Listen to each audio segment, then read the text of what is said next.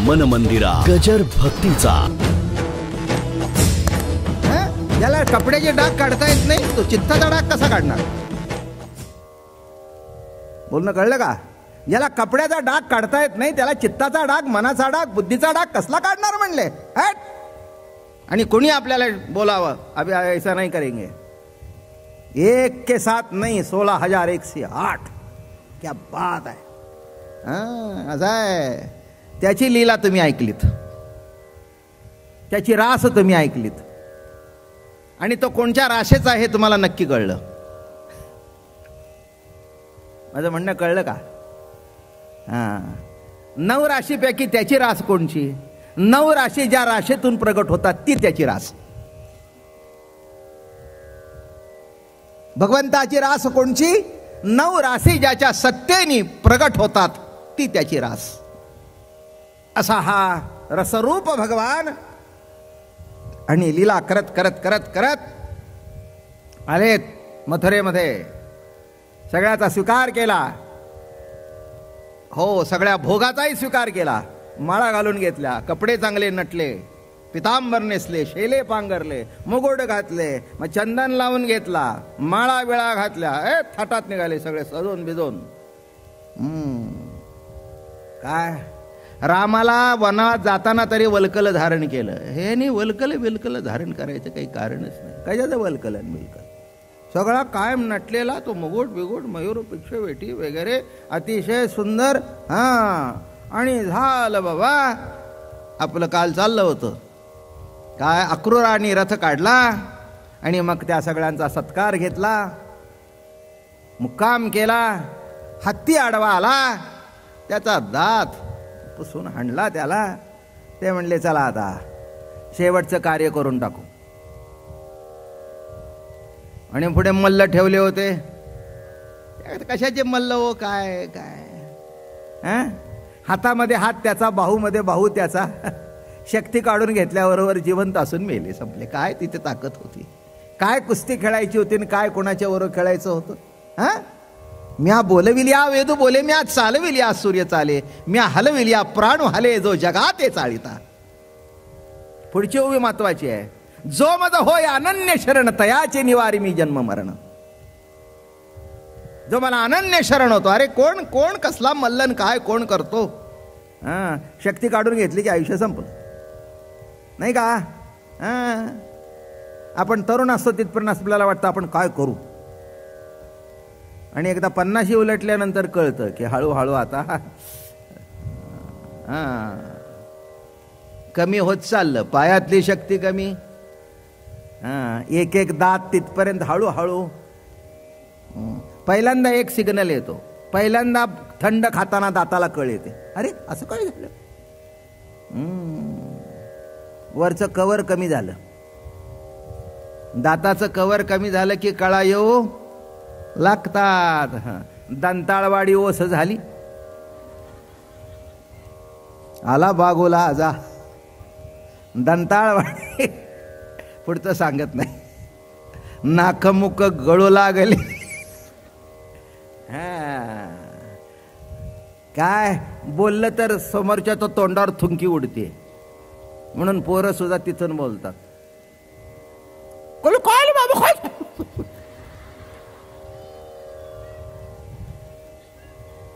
बाबा मी बाहेर नाही, हळू बोला. ऐकायला येत नाही त्याला, असं वाटतं ती एवढं मोठं एवढं बोललं की भक्कन ती साठलेलं तुमका बाहेर येत.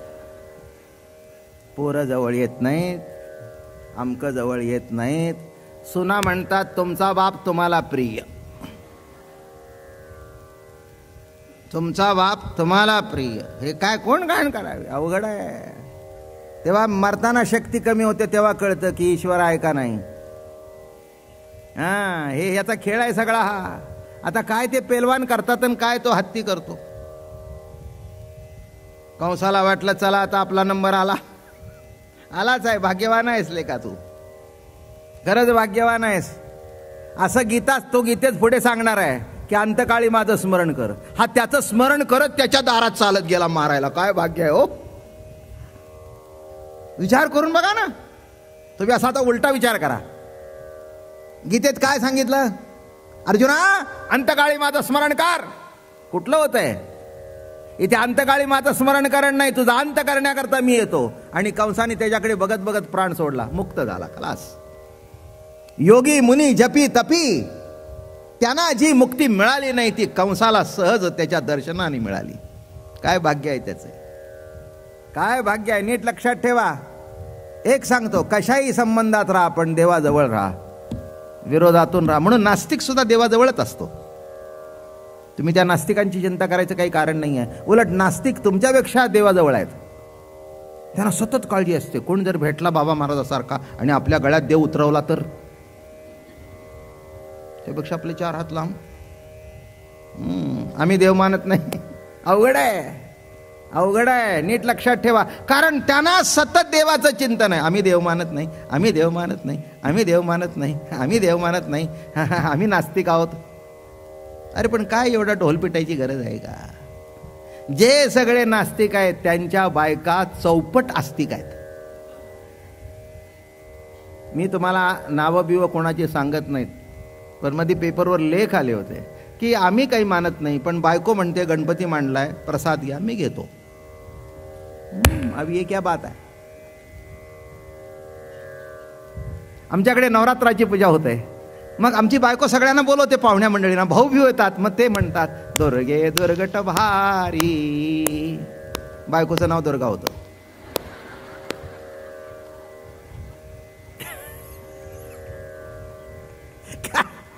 आता ही त्या देवाऱ्यावर बसवलेली दुर्गा परवडली, पण घरातली करतो काय? माणसं घरात आपल्या येतात आणि तुम्ही बाहेर बसता पंखा सोडून. या इथे आरती करू नका, मागे उभे राहा.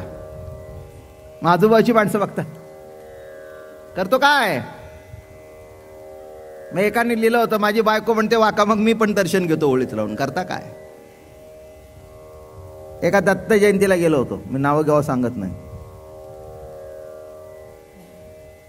आणि तिथे ते होते ना मानणाऱ्यापैकी. माझ्या शेजारीच उभे राहून ते दत्ताची आरती करत होते. मी म्हटलं तुम्ही तर कुणाला मानत नाही. त्या काय म्हणले, आमच्या परंपरेतला असल्या कारणाने मी वर्षातून एकदा तिथे येतो. मग सगळ्याबरोबर नाही केलं तर बरं दिसत नाही. बरं करा करा. हे बघा, या जगामध्ये एकच वस्तू अशी आहे, वस्तू म्हणजे परमात्मा, की जो कुणालाही सोडता येत नाही. पुढचं सांगतो, कुणालाही धरता येत नाही. बोलणं कळलं का?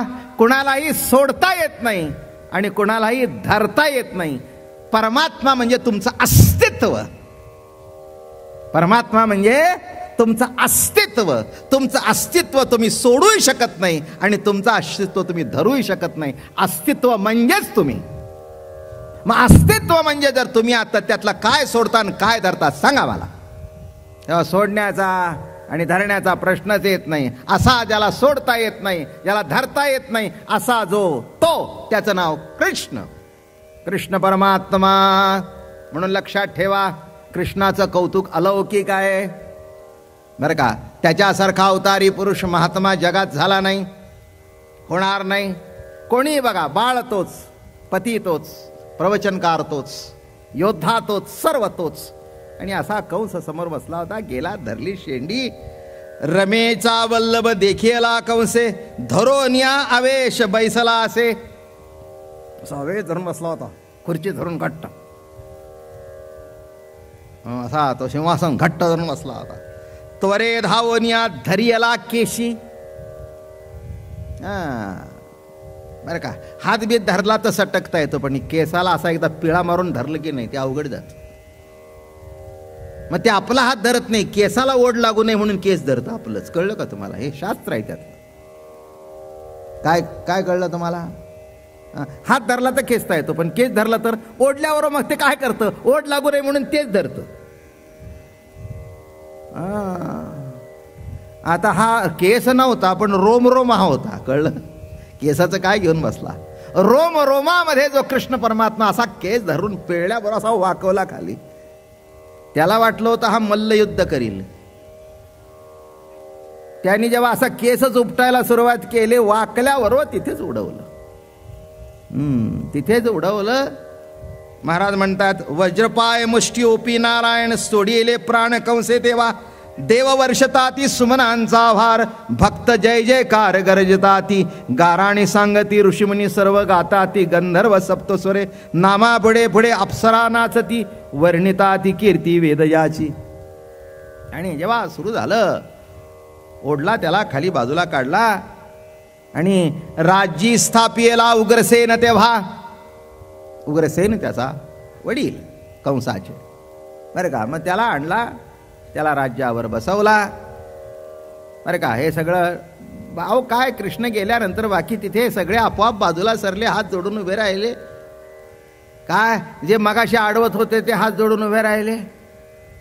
हां, ते म्हणले कृष्णा क्षमा कर, मगाशी आम्ही तुला अडवलं असेल, ते तुला अडवलं नाही, तो आम्हाला जिवंत ठेवणार नाही म्हणून आम्ही अडवलं तुला. नाही, ते म्हणले एवढं बारीक सारी गोष्टी मी बघतच नसतो, अशा फालतू गोष्टी मी बघत नसतो. तुम्ही मला बघितलं, मी तुम्हाला बघितलंच नाही.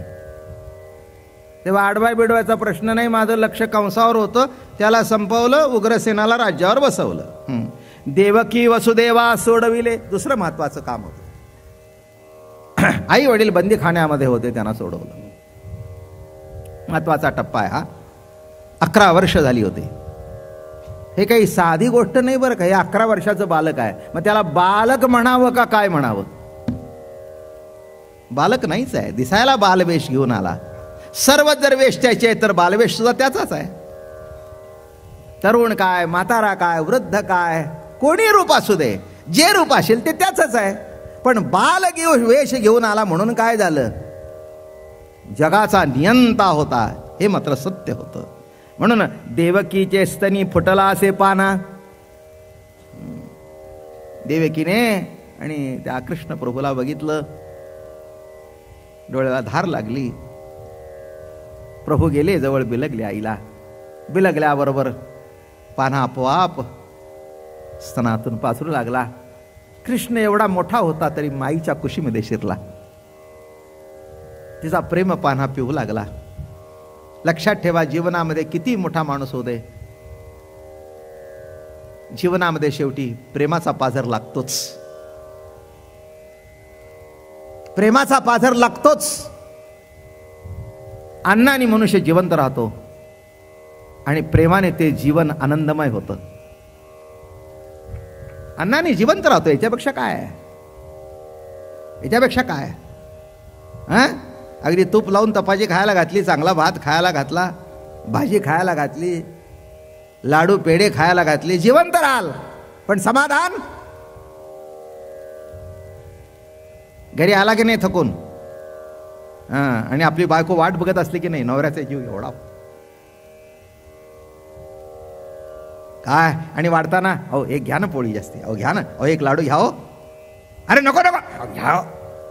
बरं वाटतं आपलं कोणतरी काळजी. लाडूचं महत्व नाही, लाडूपेक्षा ज्या प्रेमाने वाढलं ते प्रेम गोड आहे. लाडू गोड आहे का प्रेम गोड आहे? हा, लाडूच्या गोडीने डायबिटीस होईल आणि प्रेमाने जाईल. डायबिटीसचं एक कारण माहिती आहे का तुम्हाला? टेन्शन हे सुद्धा एक डायबिटीसचं कारण आहे. टेन्शन हे सुद्धा डायबिटीसचं एक कारण आहे. हां, प्रेम असेल तर डायबिटीस निघून जाईल, तणाव असेल तर वाढेल. हे नीट लक्षात घ्या सगळं. म्हणजे अनेक कारणापैकी तेच एक कारण, तेच अनेक कारणापैकी एक आहे. म्हणजे त्यांनीच होईल असं काही नाही, पण एक कारण नक्की आहे. मग आता मला सांगा, प्रेमाने वाढल्यानंतर किती बरं वाटलं? काय 10 जणांना सांगेल, आमची बायको ना वाट बघत बसते माझी. काय हो, ठीक आहे, चांगली गोष्ट आहे वाट बघणं. बायकांनी एक मी तुम्हाला सांगतो, भूक लागली तर खाऊन घ्या, पण त्याला सांगा वाट बघते. हा आजचा शेवटचा गुरुमंत्र. नाही, हा माझा नाही बरं का, रामाचा मंत्र नाही, हा कृष्णाचा मंत्र आहे. कृष्णाचा मंत्र कृष्णासारखाच द्यावा ना, म्हणजे त्याच्यामध्ये ही अशी फिरकी असावीच ना. सरळ असलं तर काय उपयोग आहे? भूक लागली तर आता हे 10ला येणार, ते रात्री 12 वाजेपर्यंत आलं, काय त्या बाईने काही मरावं का काय करावं? तिने आपलं चपाती पाती खाल्ली थोडी, आलं का लक्षात, आणि आपली बसली. काय का जेवलीस का? तसं काही जेवलं नाही, पण थोडंसं पाणी पिले. मी तुम्हाला कसं बोलावं ते शिकवतो. अहो एका महिन्यात निदान कसं असं गुगली टाकून बोलावं एवढं तरी शिकून घ्या, फायदा होईल तुमचा. माझं जाऊ द्या. काय अहो काय आनंद नवऱ्याला वाटतं. मग त्याच्याबरोबर ती ताट घेते, थोडासा भात बीत घेते.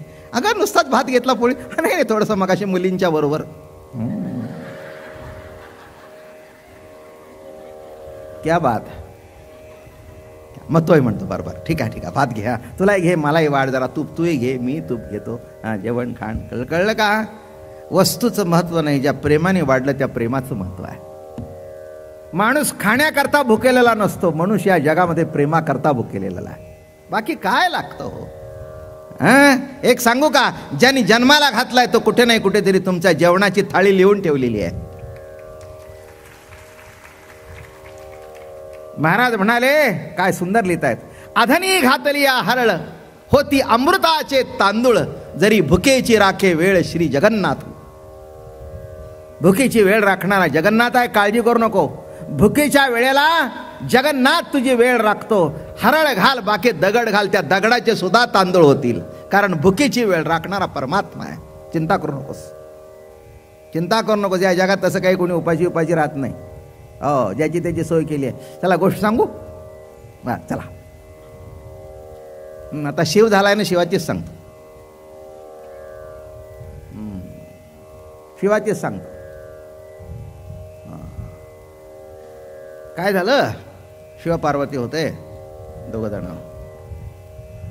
आणि शिवाला उशीर व्हायचा, कधी 3 कधी 4 कधी 5. शेवटी पार्वती कंटाळली हो वाट बघून बघून,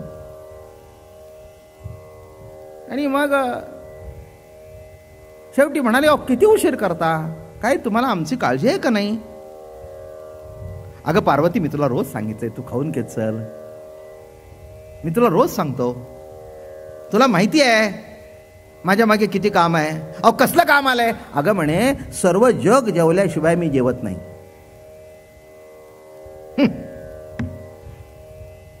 बाईला आपल्या नवऱ्यावर कधी विश्वास नसतो. तो तर बोल वेद आपला फडा फडा फडा फडा फडा फडा फडा.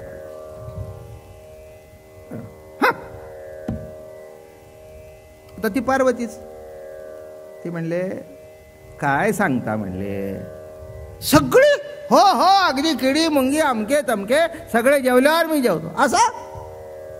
हिने खोनगाठ बांधली, उद्या बघते. मिशी नसताना सुद्धा ताव मारला तिने. पुषाने मुशीवर हात फिरला पण ती म्हणली बघते. सध्याच्या बायका आता काही नाही हो, आता तर काय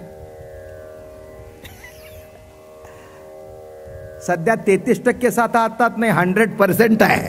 कळलं का तुम्हाला. ज्या दिवशी बाई या हिंदुस्थानची प्रेसिडेंट झाली त्या दिवशी तुम्ही म्हणा 33%, मी म्हणणार नाही, मी म्हणेन 100% आहे. किती बिल पास केली तिची सही झाल्याशिवाय ॲक्सेंट ऑफ द प्रेसिडेंट असं म्हणतात त्याला. शब्द तसाच आहे.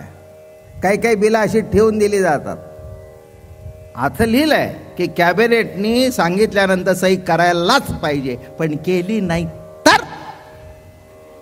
त्या जाईल सिंगने आणला होता बघा एकदा प्रसंग असा. मग तुम्ही ते कॅबिनेट भरवा, मीटिंग भरवा, सबंध फुल हे लोकसभा भरवा, मग त्याला दिल्ली बहुत दूर आहे. म्हणजे अडवायचं म्हटलं तर अडवता. मग आता कोणाची सही. म्हणून सध्या 100% प्रतितीचं राज्य आहे. चांगला आहे. अहो आमच्याकडे कधीच आम्हाला वाटलं नाही. मी तुम्हाला सांगू आमच्या साधू संतांनी बाईला संत करून टाकले. आणखीन किती मोठं पद देणार, किती मोठं पद देणार. याच्यापेक्षा जगात दुसरं पद नाही. कारण जगात अनेक ठिकाणी प्रेसिडेंट झाल्या का नाही. शेजारच्या राज्यामध्ये इकडे तिकडे झाल्या ना, बांगलादेश वगैरे अनेक ठिकाणी झाल्या. इंग्लंडमध्ये एक काळ असा होता, राणी आणि तिच्या हातची PM ती बाई होती. तेव्हा तो काही प्रश्न विशेष आमच्याकडे कधी आला नाही. आम्हाला बाई कधी वाटलीच नाही. आम्हाला जी वाटली ती आई वाटली. म्हणून तिच्याकडे संतत्व देणं आमच्या संत कधी मागे पुढे बघितले नाहीत. हे आमच्या संताचं वैशिष्ट्य होतं, लक्षात घ्या. तेव्हा अशी पार्वतीची कथा चालली आहे. आणि काही आपलं सांगायचं. पार्वतीने काय केलं दुसऱ्या दिवशी बरं का, एक अशी डबी घेतली आणि त्या डबीमध्ये एक मुंगी बारीक टाकली, बंद केली आणि आपल्या कनवटीला लावून ठेवली. येऊ दे म्हणली आता घरी. रुबाब मध्ये होते. आपलं काही सांगायचं, पोरासोरांना गप्पा सांगायच्या. जग जेवल्याशिवाय मी जेवत नाही. आता त्या मुंगी कुठून जेवली विचारते मी त्यांना. अशीच आपल्या नवऱ्यावर श्रद्धा असावी.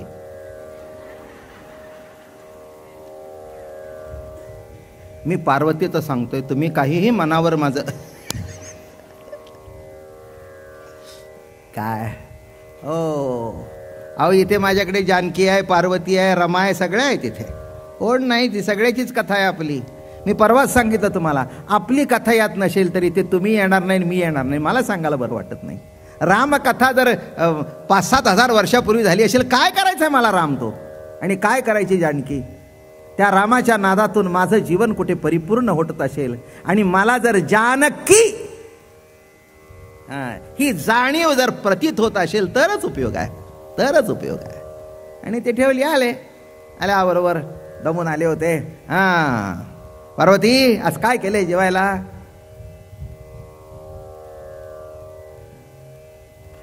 शिवा सगळे जेवले का? भोळा बिचारा नवरा नेहमी भोळा असतो बघा. बायका हुशार असतात. काय करता बाबा, माझं नाव सुद्धा निळकंठच आहे बरं का. माझ्याकडे बघून वाटतं ना मी भोळा आहे म्हणून.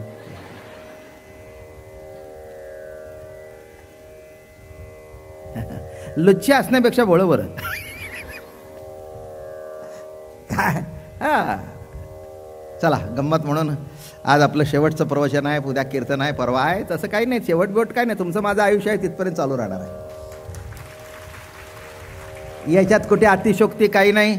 आमच्या तात्या म्हणा, आप्पा म्हणा, मामा म्हणा, ही सगळी पुढची पिढी म्हणा, सगळ्यांचं नेहमीच आग्रहाचं. आणि कोणीतरी बसलं तर सांगतं का हो आपलं 2 महिने होणार होतं ना. कोणीतरी विचारतंच मला. म्हटलं बाबा 1 महिना आहे ते बरं आहे, आपला आनंदात आहे, आनंदात आहे, समाधान आहे. हे बघा तुम्हाला कमी झालंय हे वाटणं ना, हेच 15 वर्षातलं यश आहे. काय म्हटलं यश काय आहे? मी 1 महिना सांगितलंय ना, ऐकून सुद्धा तुम्हाला वाटतंय ना अरे अरे अरे अरे अरे अरे अरे अरे अरे हेच केव्हा संपतोय कोणाला माहित. नियम घेतलाय, झालं वाटोळ झालं त्याच. नियम म्हटलं की नियम चुकला. आणि प्रेम असेल तिथे नियम चुकतच नाही, कारण नियम म्हणून केलं नाही, जीवनाचं प्रेम म्हणून केलंय, आवडीने. असं वाटतं हो केव्हा 6 वाजतात, केव्हा जाऊन बसतो, केव्हा मी ऐकतो. ही जी ओढ आहे ती अलौकिक आहे, तेच वैशिष्ट्य आहे. आणि असं आणि शिवा सगळे जेवले हो. पुन्हा जाऊन तांब्या ठेवला. शिवा सगळे जेवले. अगं हो ना. पुन्हा आणून ताट ठेवलं, पाणी. शिवा जरा थांबा, सगळे जेवले. तू काय पार्वती हे काय काय? अगं मला भूक लागली. हे काय भानगड आहे तुझी? थांबा म्हणले, अजून एक व्यक्ती या जगात देवायची राहिलेली आहे. तुम्ही काल म्हणला होता ना. फुल स्विंग मध्ये होती पार्वती. बायका आपल्या डावात सापडल्यानंतर आपण नरमाईने घेतो, पण बायकोच्या डावात जर नवरा सापडला तर तिला हात मागे सारावेच लागत नाही. तयारच असते. आता ह्याला केव्हा असा उलटा पालटा भाजून काढतो. तुम्ही याच्यात काही ऐकायचं नाही. शिवाची कथा चालली आहे. आणि जो सापडला आता डावात, काय म्हणली आपल्या सांगायच्या कथा शिवलीला तुमची. थांबा म्हणले एक मन मंदिरा गजर भक्तीचा.